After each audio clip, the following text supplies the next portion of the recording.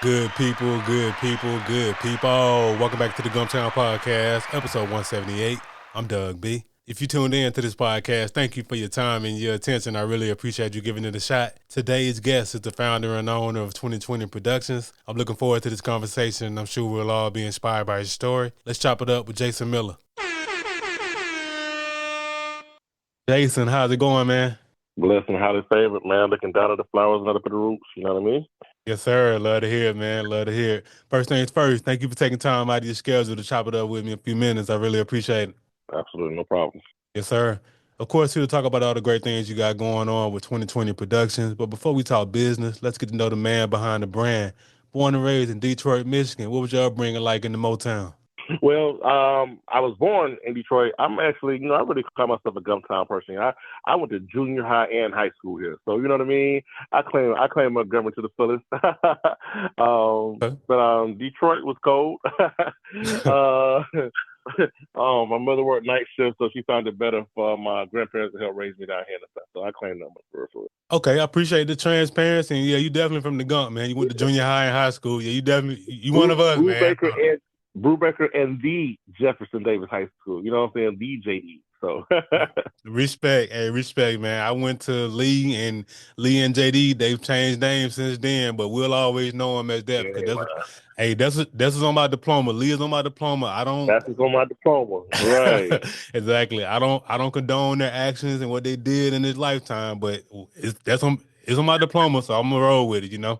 There it is. Yes, sir. Okay, good stuff, man. So, born in Detroit, raised in the Gump, graduated from JD, Jefferson Davis High School. So, upon finishing high school, Jason, did you go to college, military, or did you go right to work? So yeah, I went to college for a little while. I was there. You know what I'm saying? I was on the campus and I attended a couple of classes. I After a couple of years, I got to sales drastically, started working full time, and from there, I just took the world of sales and learned how to use it for my own benefit, and started doing music, DJing, and things of that nature. And I am where I am today. Still on the daytime doing the corporate side, and night doing the things that I do when it comes to entertainment.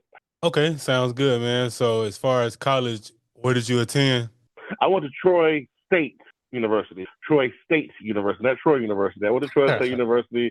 For like I said, I only went for a couple of years, and then I got a full time job in Troy where if I stopped going. I was going for broadcast journalism, and then I changed my major to business management, and then I got into being a manager within the first 2 years of me being in school. Okay, sounds good, man. So during your time at Troy State University, man, what was that college experience like going from Montgomery to going down to Troy and going to college? What was that transition like for you? Well, that's about exactly when 2020 Productions got started. I caught myself.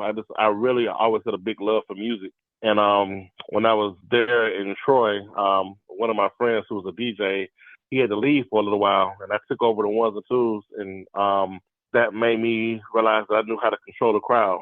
And I went and made an investment in Montgomery at a place called Bailey Brothers and bought my own equipment and started DJing a lot of the college parties and some city parties on the out cities of Troy, as in Enterprise and Brundage and Ozark, and that was my business. So that's how 2020 Productions actually got started. Okay, that's good, man. And it's so interesting hearing you talk about just going down to Troy and just how you ended up coming into this space. And I know you said earlier like you attended college and then you got a full-time job, but but going to Troy, it that chapter of your life set you up to be where you are now. So man, it's just one of them things, man. Like that's why I love the process, Jason, man. Like, cause we don't know why we going through stuff or why this work out the way it does, but it just sounds like Troy State, while you were there, you launched 2020 production, so that chapter wasn't in vain. Absolutely, absolutely. God sent me to every stage of my life for a reason. Yeah, those years got me to the for the years that I am now. Even from the entertainment knowledge, from the business side of it. So I don't regret not one moment of anything. Yes, sir, absolutely powerful stuff. So 2020 Productions, man, what you got going on over there present day? What you got going on? God is amazing. I just came out with my first book last year called Reflections of Relationships, Poems from His and Her Perspective. which I did independently. So you would have to literally get in contact with me or go through my personal website, which is www.justjason2020.com to purchase that book. We've sold 400 copies. God is amazing. Independently, no backing, just me selling books out of my trunk and selling books at these shows. I'm working on my new book that'll be out very soon called Boats, which is an acronym for Based on a True Story. It'll be the first time I talk about subject matters that I've just never even spoke on. Times that happened before I moved to Montgomery. Some of the reasons that I'm in Montgomery. Past traumas and things of the nature that I never came to the upfront for. That'll be coming out. I got my first YouTube special that I'll be doing on June the 7th. The title keeps changing, but at the current moment in time, it's called Confessions of a Poet, Favor Ain't Fair. And it's an hour special of me talking, doing a little comedy, doing a little background on myself, and kind of letting some people know why certain poems were put together and the uprising of that poem, the creation of that poem, or the thought process of writing that poem.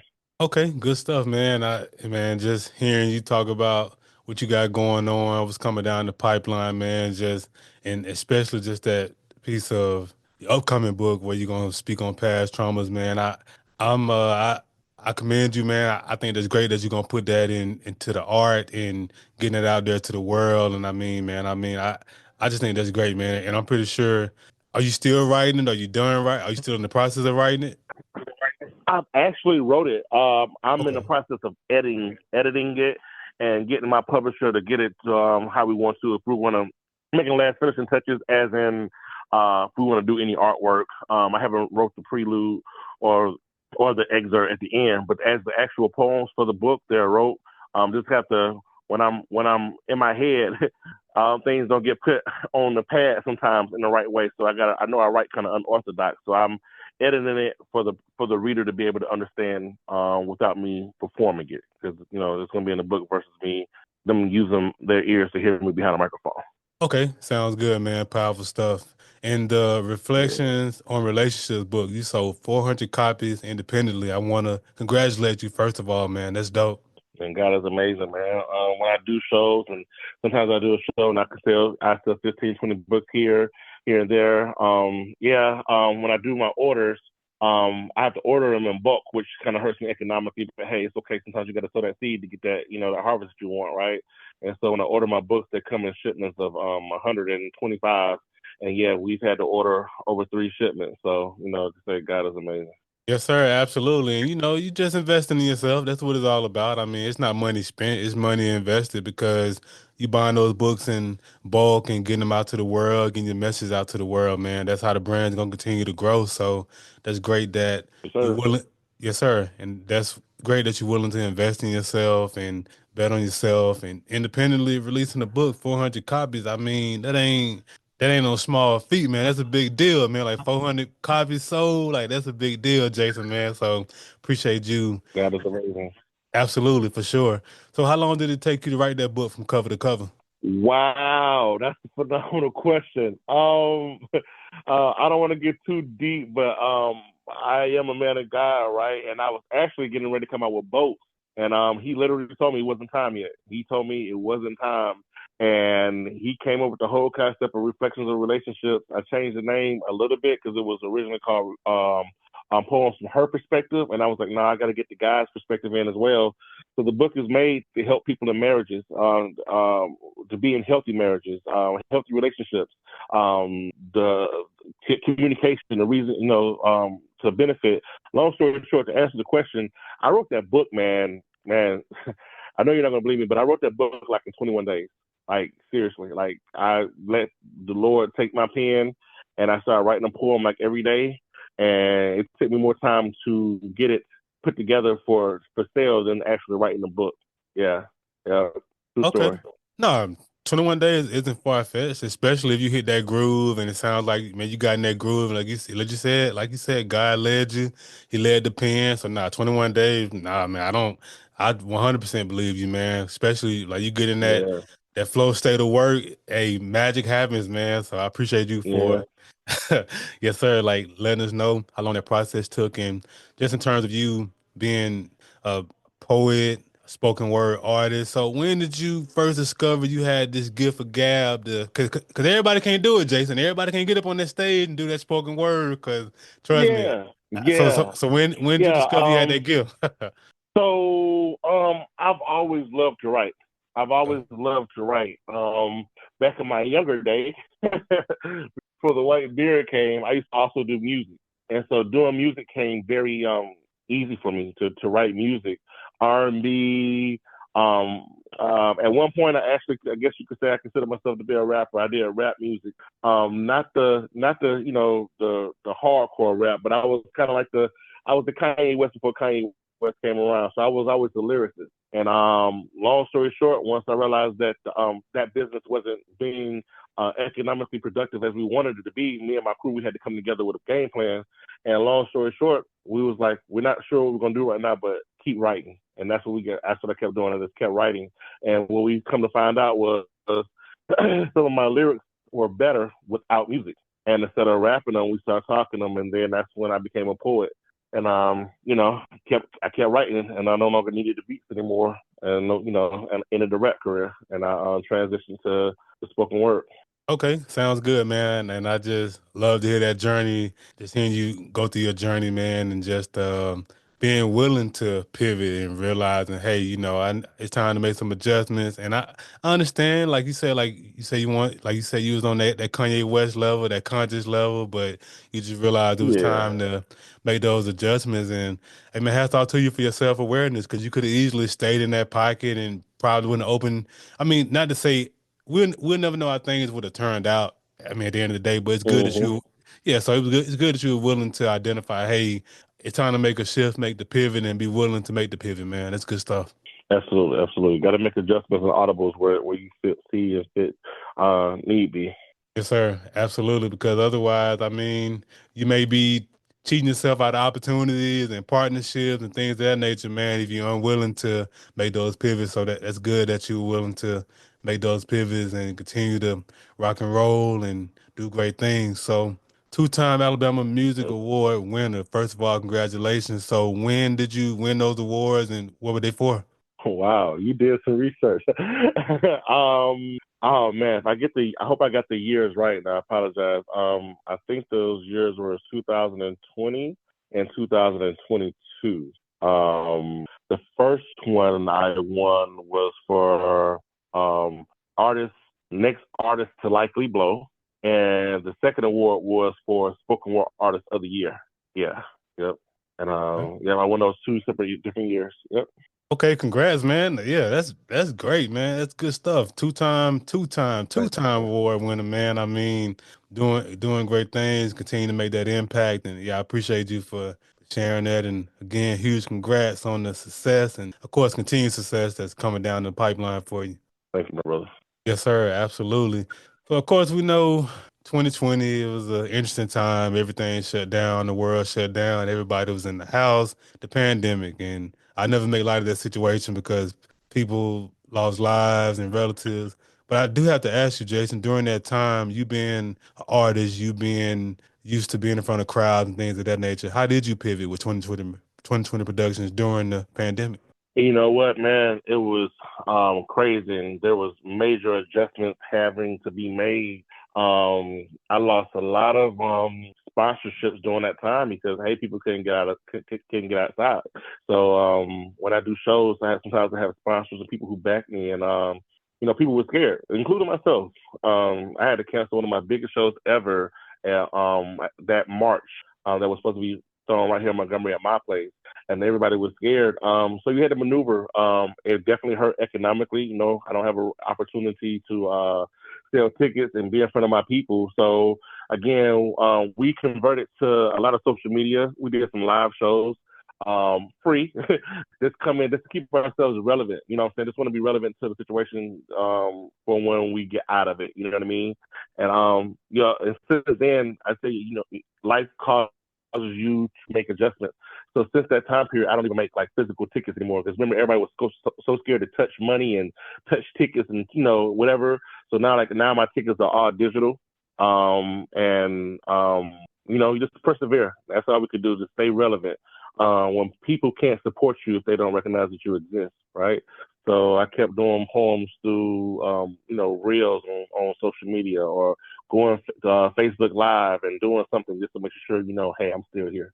Yes, sir, and that's great, man. And just hearing again, just that willingness to pivot, adjust to the times, and I can only imagine just how big of an adjustment that was for you. Like you just said, one of your biggest events, your biggest event, you had to shut it down, and 'cause during that time, like you said, everybody was nervous, myself included. So I'm not here to judge anybody, but yeah, that was a very tumultuous time, and that's great that you stay relevant, like you said, with the reels. Facebook Live and continue to put yourself out there because, hey, let's face it, if you don't put yourself out there on a continuous basis, people forget about you because there's a lot of noise out there, you know? Correct. Quick, fast. Quick. Stop posting for a month and see what happens. Exactly. So Exactly. yeah. Exactly. So that's good that you were able to make that pivot and persevere. So with everything you got going on, Jason, you work full time, 40 hours a week, your dad, your entrepreneur, with all the things on your plate, I gotta ask you, man, what do you do to decompress? I'm an introvert, so I'm doing it right now. I'm in my place, my four walls. I might pick up the phone in a minute and do some writing. I'm very to myself, so writing is therapeutic for me. Reciting poetry or memorizing my lyrics to be able to perform for people, that's actually therapeutic to me, right? So that and just to go out and sometimes have a quick meal or something to go. People don't realize because I'm a performer, they think I'm out in these streets, but no, I love being at the house. When COVID did come, I didn't have a problem being in the house. What they call it, a quarantine. Quarantine was easy for me. It was simple for me. So as long as I got some Wi-Fi and I can use my brain, I'm pretty good, man. Okay. Spending some time with my kids, making sure my kids are happy, man. I'm pretty simple. Okay, that makes perfect sense. Hey man, ain't nothing wrong with that. So pretty much you like to stay out the way, be to yourself. Poetry, your art is therapeutic. Nah, that's dope. Thank you for sharing that. Yes, sir. Yeah, yeah. I'm out the way. Yes, sir. So you've done great things with 2020 Productions, and I know great things are coming down the pipeline, which leads to my next portion, vision. What's some of your short term and long term goals for the business you feel comfortable sharing? Oh man, wow, that's a great question. So, like I said, man, I'm gonna invest one of my biggest investments in myself with this YouTube special, coming in June. The show is scheduled to be performed on June 7th. I cannot unfortunately name the place because I don't have the contract signed at the current moment. And the actual show is to come out for everybody to be able to see through social, through YouTube and things of that nature on Juneteenth. I am probably the nervous I've ever been, due to the fact of I've never seen I've seen stand up comedy shows before and I've seen poetry shows before, but I've never seen anybody do a stand up poetry show. And it came from people asking me questions that I kind of felt that were disrespectful, not intentionally, but people are like, hey, when's your next comedy show? And I'm like, I'm not a comic, but I do understand by me hosting, that's a part of my gig. I make people laugh in between artists and things of that nature. So that my new book will be published. So it will be, out there on Amazon and things of that nature. Um, and we're going to see what's next. Those are the biggest things at the current moment. I do have a show coming up March 1st that I will be putting out there very soon. My big show coming up in a couple of weeks. I know it'll be out after later on. So I have shows planned for every month until June 7th. So the big one I need y'all support on is June 7th. I do have a show coming up March 1st. It's going to be at the Nest at ASU. So yeah, the best thing is if everybody can follow me on Facebook at JUSJASON 2020. That gets me on all social media if anybody wants to support any kind of way. So that's the big thing in YouTube special in the book. Okay, sounds good, man. Thank you for sharing those long term, short term goals, things coming down the pipeline, and I have no doubt the book, the YouTube special, they'll both do extremely well, Jason. Yes, sir. So as we wrap up the podcast, I want to ask $1 million question. I started this Yes, podcast sir. because I wanted to highlight the greatness connected to the city of Montgomery. Whether you were born here or lived Mhm. here for a significant period of your life, be it college, military, or work, you've been in Montgomery since childhood. Pretty much you're a hometown hero, Jason. I got to ask you, what do you appreciate the most about the city? Oh man, what do I appreciate the most about the city? Um, well, so what brought me to Montgomery was my mother. I lived with my grandparents in the south, in the country for a while. Montgomery has some great things about it, but I have to be very transparent. We have a lot of things to work on. Crime is very high. I am very saddened, unfortunately, that we don't have a set place for art of this nature. We're in the capital of Alabama, and there's no set place for comedy and poetry and things of this nature. So that's why I take so much pride in trying to put this on my back and ensure that we can get these cultures here. Big entertainers shouldn't want to come to Birmingham or to Huntsville before they come to our city. And I want us to get that there. You know what I mean? I do like that our public schools are trying to get better. Um, but that's what we got to do. I pray for our youth each and every day, man. I'm proud to be from Montgomery, but I have to be very honest with the question. We have a lot to work. We got a lot of work to do. We have a lot of work to Yes, sir, absolutely. And I won't argue with you about that, man. You spot on, man. There's a lot of room for improvement here in the city and like you just saying, like us not in terms of everybody having to go to Birmingham all the time for these big events. It's definitely time for us to improve as a city and you continue to grow your brand, continue to do the great things you're doing and continue to put Montgomery on the map and it'll definitely be a hub on the level of Birmingham. I mean, if we just come together, stick together, continue to put our art out there, continue to represent, man, and I believe things eventually turn around. I believe so. I pray so, man. We shouldn't be scared at our ages to be afraid to go out and have a good time. You know what I mean? Right. That's not the Lord's will that you can't go out without worrying about, you know what I'm saying, not coming home. You know what I mean? So that's why I take so much pride in my shows. I'm not knocking on wood because I know God has my shows covered, but that's why people love to come to my shows because it's a safe and grown environment where you don't have to worry about these things, you know what I mean? And so hey, I just wish that, we can get that culture, you know, east side, west side, north side, south side, you know what I mean? Through the whole, like I said, we're the capital. So Right. hopefully we'll Yes. get there. So, Right, absolutely, absolutely, spot on. So you already mentioned as far as social media, JUS Jason 2020, Facebook, IG, as well as TikTok, and as well as your website. So I'll yep. be sure to put all of that information in the description of the episode so that people know where to connect with you at. But hey, Jason, man, I want to thank you again for giving me a few minutes of your time. I really appreciate the conversation. I appreciate you for having me. If you follow me on Facebook is where you can find where all my shows are coming up. That's where I'm old school. That's where I stick at most of the time. But thank you for having me.